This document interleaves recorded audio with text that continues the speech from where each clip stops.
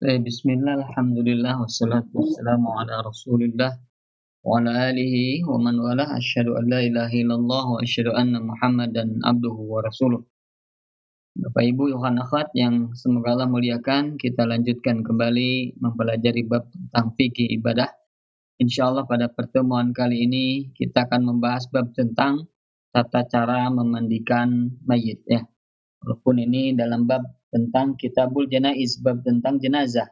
Tetapi kita langsungkan saja masuk ke dalam bab tentang sholat ya, karena memang ada kaitannya dengan sholat jenazah.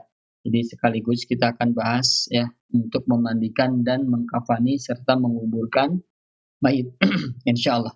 Alhamdulillah yang semoga Allah muliakan, kita langsung saja memahami atau mempelajari perkara yang berkaitan dengan memandikan mayit. Ghuslul mayit atau tagsilul mayit, boleh begitu ya. Artinya memandikan mayit. Ini memandikan mayit, memandikan mayit. Nah, di dalam perkara memandikan mayit ini, man ahaqqu li ghuslil mayit. Ya, siapakah orang yang ahak, yang paling berhak, li ghuslil mayit, untuk memandikan mayit. Nah, siapakah yang paling berhak untuk memandikan mayit? Pertama adalah al-muslim, yaitu orang yang muslim, orang yang Islam. Berarti orang yang kafir tidak boleh dia memandikan mayit seorang muslim. Pertama, yang kedua al-aqil, orang yang berakal. Orang yang berakal artinya berarti lawan kata al-aqil adalah al-majnun, orang yang gila. Maka tidak boleh memandikan mayit orang yang gila. Kemudian al-mumayyiz. Mumayyiz adalah orang yang tamyiz, yang sudah kita bahas ini ya. Orang yang sudah tamyiz. Walaupun belum balik tapi dia sudah memahami, maka dia boleh memandikan mayit. Nah, kemudian al-amin. Al-amin adalah yang terpercaya, yang amanah. Yang amanah. Maksudnya yang amanah adalah orang yang bisa melakukan tugas-tugasnya dengan benar, sesuai dengan contoh dan sunnah yang diberikan oleh Nabi Shallallahu Alaihi Wasallam. Ya, kemudian dia juga amanah dan terpercaya. Maksudnya adalah dia tidak membeberkan aib-aib orang yang dia mandikan kepada orang lain. Ini tidak boleh ya. Maka ada orang misalnya ketika dia sudah memandikan, dia ceritakan keburukan-keburukan yang dia alami ketika memandikan mayit tersebut. Maka ini tidak boleh ya. Nah, jadi kecuali dalam rangka intibar, mengambil ibrah. Misalnya ada orang yang meninggal, dia ahli maksiat misalnya, kemudian ada orang memandikan mayitnya ya. Nah, kemudian mendapatkan perkara-perkara yang buruk ya di dalam memandikannya. Nah, maka boleh diceritakan tapi tidak diceritakan namanya ya. Dan ini sebagai pelajaran bagi yang lain agar tidak uh, apa uh, tidak melakukan atau tidak melakukan seperti yang dilakukan orang yang ahli maksiat tadi ketika hidupnya, begitu ya. Ini yang keempat, al-amin, orang yang amanah, orang yang amanah dan bisa dipercaya ya. Kemudian yang kelima, al-arif bi ahkamil ghusli, al-arif yang memahami, yang mengetahui bi ahkamil ghusl, hukum-hukum al-ghusl, cara memandikan. Jadi bagaimana sunnah-sunnah memandikan, adab-adab dalam memandikan dan lain sebagainya. Maka ketika dia faham bab tentang ini ya, tata cara memandikan mayit, maka dia yang lebih berhak seperti itu untuk memandikan mayit ya. Yang ketujuh, yang terakhir adalah wal wal aula, adalah yang diutamakan, wal aula bihi wasiyuhu ya, yang paling diutamakan ya, ini yang paling diutamakan, yang diutamakan adalah wasiyuhu al-adl, wasiyuhu orang yang diwasiati, yang diberikan wasiat. Jadi misalnya si mayit ya, dia mewasiatkan agar yang memandikan dirinya itu si A, misalnya si Anu, si Fulan. Nah, maka si Fulan inilah yang paling berhak untuk memandikan mayitnya, begitu ya.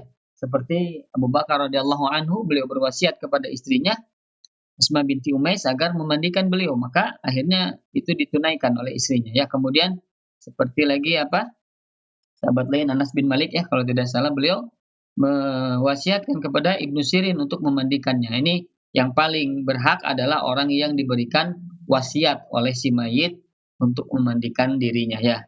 Allah alam. Ini 6 perkara ya orang yang paling berhak dalam memandikan mayit. Tapi kita langsung saja di sini ada adab dan cara memandikan mayit. Adab dan cara memandikan mayit. Yang pertama, siapkan tempat memandikan jenazah ya dalam sebuah tempat yang tertutup dari penglihatan orang. Nah, jadi boleh misalkan dibangun tenda gitu ya, atau misalnya di suatu ruangan, di ruangan tertentu begitu, misalnya ada di apa nama tuh, misalnya di dekat masjid ada sebuah ruangan. Nah, di situ boleh dimandikan mayit, intinya jangan sampai terlihat oleh orang lain. Atau diberikan tirai penutup ya, diberikan apa tirai penutup yang akan menutupi orang lain untuk melihat proses pemandian tersebut. Jadi ada penutup, tidak bisa melihat orang lain. Nah, ini yang pertama ya. Siapkan seperti itu tempat yang bisa menutupi jenazah ketika dia dimandikan. Begitu. Yang kedua, tidak hadir pada proses memandikan itu kecuali orang yang memandikan dan yang membantunya.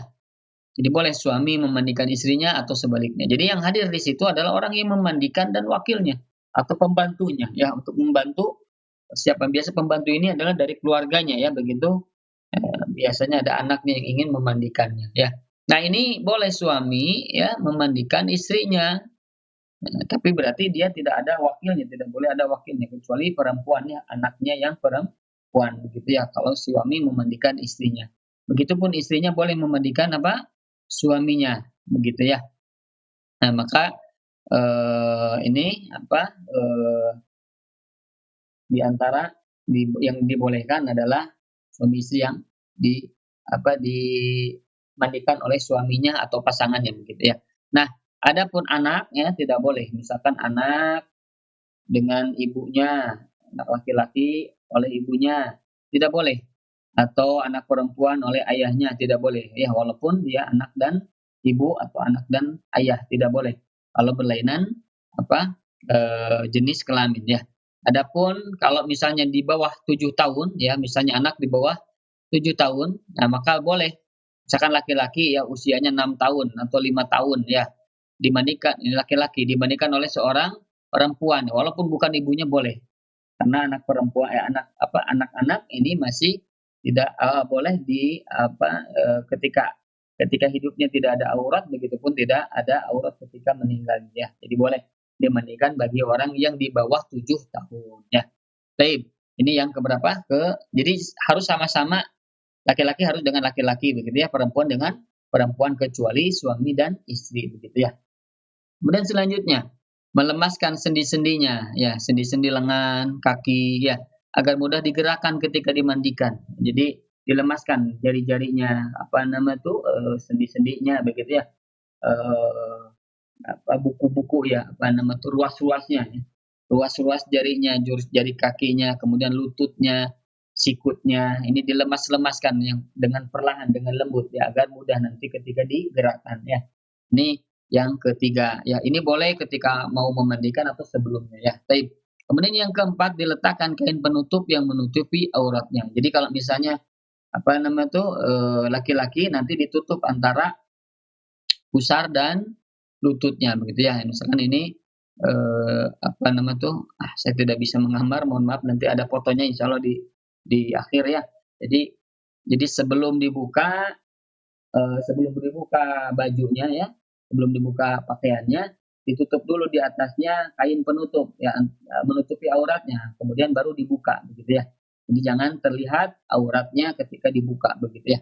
Kemudian selanjutnya dilepaskan bajunya apabila telah diberikan penutup aurat. Jadi ketika setelah ditutupkan di atas auratnya, kemudian dibuka baju dan celananya begitu ya, pakaiannya. Selanjutnya memotong kuku ya dan mencukur kumisnya. Ini boleh dilakukan sebelum memandikan atau ketika memandikan. Dipotong kuku dan dicukur kumisnya. Adapun jenggotnya tidak perlu dicukur, jangan ya. Sunnah biarkan begitu ya, dan dirapikan nanti keramas atau dicuci begitu ya, diwangikan. Kemudian angkat mayit dengan lembut. Nah, jadi angkat mayit dengan lembut dan perlahan. Ini seperti akan mendudukan. Nanti ada fotonya insya Allah. Jadi seperti akan mendudukan. Nah, setelah itu baru tekan perutnya sedikit ya atau perlahan dengan lembut ya ke arah bawah agar kotorannya keluar. Nah, ini seperti ini lihat ya. Jadi ini ditutupkan dulu ini ya kain ini antara pusar dan lutut untuk laki-laki. Kalau perempuan di atas dada ini ya sampai ke lututnya begitu ya. Kemudian setelah itu dibuka bajunya. Setelah dibuka bajunya tadi selanjutnya dipotong kumis dan ini apa nama tadi kukunya ya dan lain sebagainya. Kemudian didudukan, bukan didudukan, agak seperti yang didudukan seperti ini ya. Kemudian setelah itu ditekan perutnya sedikit demi sedikit ya agar keluar kotoran-kotoran ya ke dalam farjinya atau ke dalam duburnya atau keluar dubur begitu. Ini yang eh, berikutnya. Kemudian setelahnya mengistinjakan. Jadi diistinja, dicuci kemaluan dan ininya duburnya ya dibersihkan. Ini ketika memandikan pakai kaos tangan ya boleh dari karet ataupun dari yang lain begitu ya. Jadi istinja dicuci begitu ya. Nah, kemudian selanjutnya mewudukannya. Jadi mewudukannya dimulai dari tangan kanannya, tangan kirinya, telapak tangannya, kemudian wajahnya, kumur-kumur. Nah, kumur-kumur ini tidak bisa kan kita mengkumur-kumurkan mayit. Maka caranya adalah jari kita ya di jari kita ini ditutup dengan kain. Ditutup dengan kain, maka kain inilah yang akan kita masukkan ke dalam mulutnya sedikit-sedikit ya dan hidungnya agar membersihkannya begitu ya. Ini dalam rangka berkumur-kumur istinsyak dan istinsar yang begitu ya. Ini dalam rangka memandikan mewudukan si mayit ya. Nah, kemudian selanjutnya mencuci rambutnya.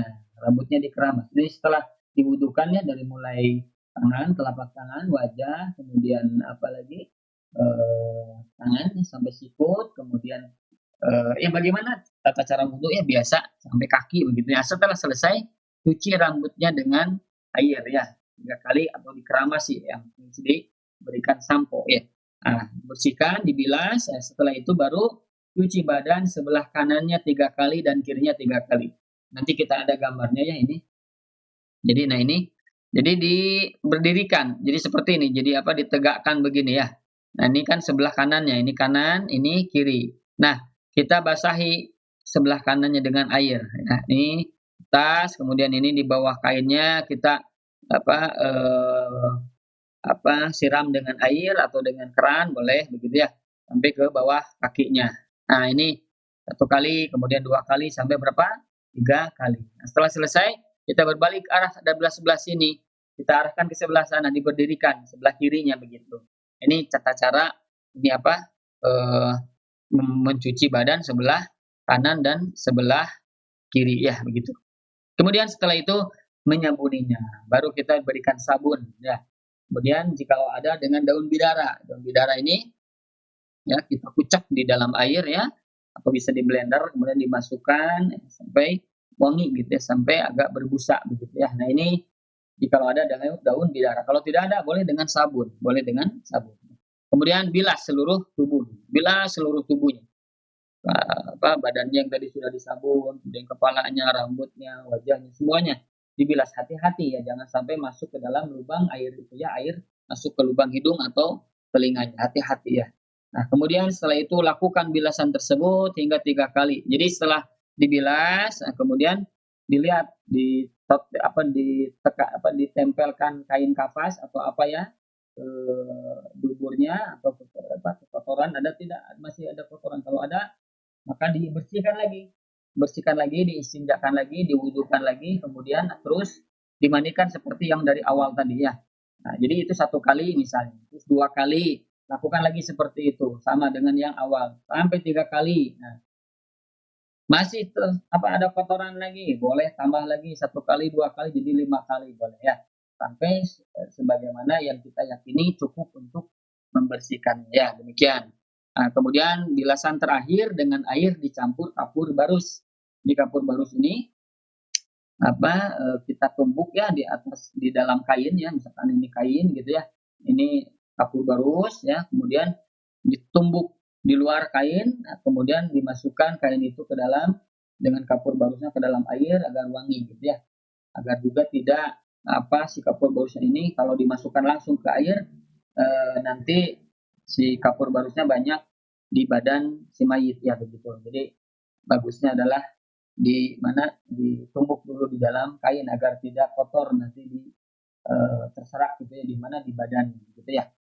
Walaupun tidak apa-apa. Nah, ini bilasan terakhir dengan air dicampur kapur barus ya. Jadi itu yang tata cara memandikan. Jadi ini yang terakhir ya, berarti yang kelima atau ketujuh atau ketiga boleh ya. Nih, setelah selesai baru dengan tadi kapur baru. Nah, setelah selesai sebelum kita angkat ya berarti kita keringkan dulu. Kita keringkan kemudian digantikan kain yang menutup aurat itu kan basah ya tadi karena air. Maka ketika dikeringkan diganti dengan yang baru ya. Caranya misalkan ini si mayit begitu ya. Ini mayit, ini kainnya begitu ya di tengah yang basah itu. Nah, ketika akan mengganti kita bentangkan ya dari sebelah sini petugas pemandian ini ya membentangkan kain. Membentangkan kain akan menutupi auratnya. Nah, ketika akan dekat dengan badannya, yang ini ditarik gitu ya, yang ini ditarik, kemudian ini dimasukkan ditempelkan ke badan, gitu, sehingga tertutup. Nah, baru sebelum itu dikeringkan dulu dengan handuk ya sebelum masuk ini dikeringkan dengan handuk agar semuanya keringnya. Setelah itu baru kita siapkan bawa ke tempat untuk mengkafani mayit ya. Nah, insya Allah nanti kita akan bahas bab tentang tata cara mengkafani jenazah insya Allah ya. Tapi yang semoga Allah muliakan itu saja mungkin yang bisa disampaikan ya dalam bab tentang memandikan mayit. Mudah-mudahan bisa difahami. Nah, ini bab ini adalah bagian harus praktek ya. Jadi sulit atau tidak praktek tapi minimal ada teorinya dahulu. Silahkan nanti dipraktekkannya sampai masing-masing. Jadi harus diantara kita itu harus bisa memulasari jenazah, mengurus jenazah ya insya Allah. Alhamdulillah yang semoga Allah muliakan, ikhwan akhwat, Bapak Ibu. Demikian yang bisa disampaikan ya aku hadza wa astagfirullah li wa lakum. Wassalamualaikum warahmatullahi wabarakatuh.